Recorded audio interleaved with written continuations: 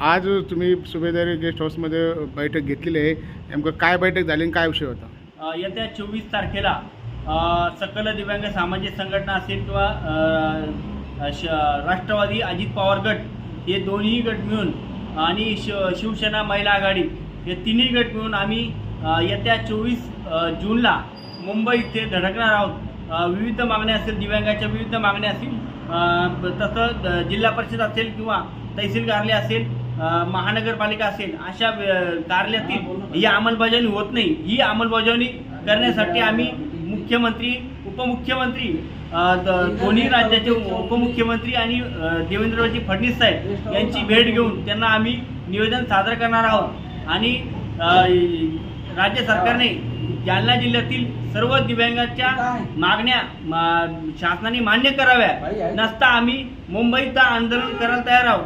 तसं ग्रामीण भागामध्ये ग्रामपंचायतमध्ये 50% नळपट्टी, 50% घरपट्टी हे माप आहे.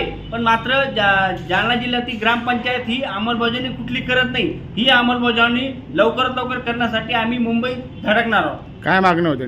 मागण्या अशा होत्या की ग्रामपंचायतमध्ये 50% घरपट्टी, नळपट्टी किंवा महानगरपालिकेतील 200 स्क्वेअर फूट जागा, अशा विविध मागण्या होत्या. काय नाव? राहुल मुळे, सकल दिव्यांग सामाजिक संघटना जिल्हाध्यक्ष.